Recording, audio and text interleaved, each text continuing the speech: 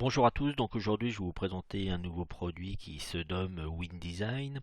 Alors WinDesign est un produit faisant partie de la gamme des AGL, des ateliers de génie logiciel, c'est-à-dire des produits qui aident notamment à la conception, à la mise au point d'un modèle conceptuel des données, ainsi qu'au développement de la base de données.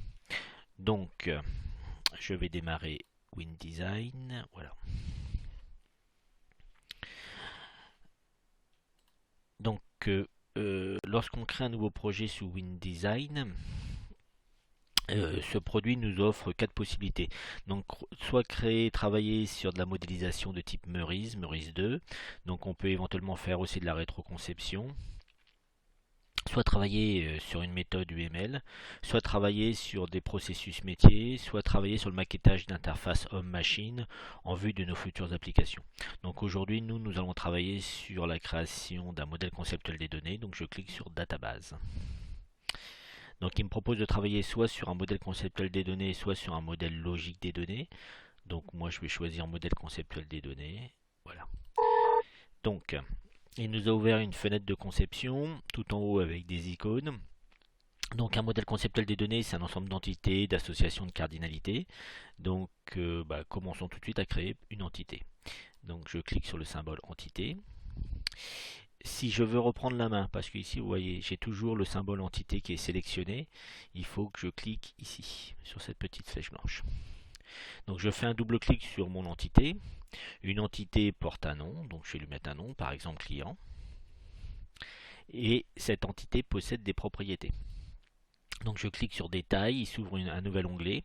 Donc il suffit ici que je crée ma première propriété. Donc par exemple ID client. C'est un identifiant. Ici, sur type, je peux choisir son type. Donc, je vais dire que c'est un entier. Je vais lui laisser une taille 2. Une fois que j'ai fini de saisir les caractéristiques, je clique sur créer. Voilà, donc j'ai créé ma première propriété. J'en crée une seconde. Nom client. Une majuscule ici, voilà. Donc, je vais choisir un type alphanumérique, caractère variable, et puis je vais baisser un peu, je vais mettre 25. Donc voici, une fois que j'ai fini de saisir toutes les propriétés, je clique sur OK et je ferme. Donc voilà, ma première, ma première entité créée. Donc c'est un objet graphique, hein, donc je peux le positionner où je veux sur ma fenêtre. Je vais créer une deuxième entité. Donc je reprends la main, double-clic, je l'appelle facture, détail, et maintenant je vais créer ID facture, identifiant, type numérique, entier, voilà. Je crée, et après date facture. Date facture, un type date, puis je vais dire ici que tiens, la saisie est obligatoire. Donc j'évite le nul. Donc je fais créer, OK, et voilà. Bon, dans le cas où j'ai oublié quelque chose, il suffit que je fasse un double clic dedans, sur l'entité, je reviens sur détail, je me positionne sur la propriété qui pose problème. Donc par exemple ici je vais retirer obligatoire, je fais modifier, OK, et voilà. Donc une fois qu'on a fait ça, on va pouvoir créer nos associations et les cardinalités autour de ces associations. Donc ici on a le symbole d'une association et ici le symbole des cardinalités. Donc pour gagner du temps, ce qu'on peut faire, c'est faire une sélection de nos deux objets. Et après, quand je clique sur l'association, automatiquement il me fait le lien avec les deux pattes, avec des cardinalités par défaut. Donc là, je vais reprendre la main. Je vais mettre un verbe dans mon association, donc par exemple concerné. Je fais OK. Donc si c'était une association de type non hiérarchique porteuse de données, j'irai dans détail et puis ici je saisirai mes propriétés. Et je vais changer les cardinalités. Je vais dire tiens, le client peut être concerné par une ou plusieurs factures et une facture concerne un seul client. Voilà, mon modèle est terminé. Je vais l'enregistrer. Donc je vais le mettre sur mon bureau. Voilà. Et je vais l'appeler mon premier MCD.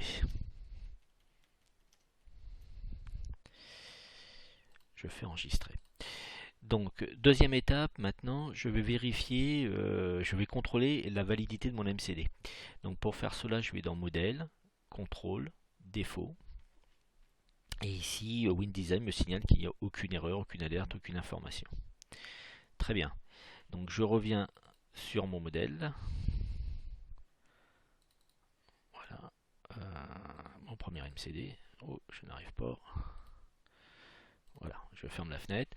Donc je reviens sur mon premier MCD et maintenant je vais lui demander de générer le modèle logique. Donc en cliquant ici, il me propose de sélectionner un format de base de données. Donc si par ici, j'ai MySQL, si je désire changer mon format, mon type de base de données, donc j'ai notamment du SQL Server, du Oracle. Donc, bon, je vais laisser MySQL, mais on peut sélectionner vraiment le format de votre future base de données. Par défaut, je ne touche pas aux cases à cocher, voilà, et je fais OK, et je fais OK. Donc voilà, automatiquement, il m'a généré le modèle physique, mais graphique. Si maintenant je veux générer le script de ma base de données, il suffit que je clique sur Générer script. Par défaut, donc il me rappelle que je travaille sur ma future base, c'est MySQL. Il donne un nom à votre base, à votre future base. Donc ici on peut le changer.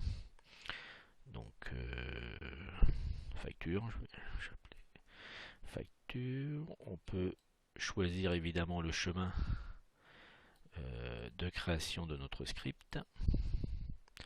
Donc je vais le mettre sur le bureau. Facture. Voilà. Et ici dans les options, donc par défaut, évidemment laisser clé étrangère, clé primaire. On peut faire donc tout ce qui est création de table. On peut aussi créer automatiquement la base de données. Éventuellement associer des commentaires si on a fait des commentaires lorsqu'on a créé les entités et les attributs et les propriétés. Donc je fais OK. Donc le script est généré. Donc si je désire le voir, donc je clique sur voir script et ici, donc je vais agrandir un peu la fenêtre. Voilà.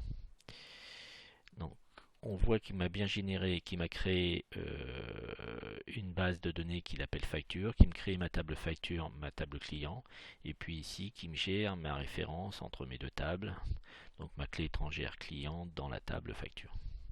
Donc testons, je vais enregistrer le script. Voilà. Donc maintenant je vais lancer WAMP Server.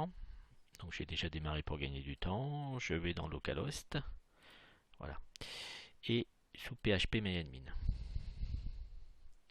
Donc voici l'ensemble des bases de données. Je vais importer mon script SQL, parcourir,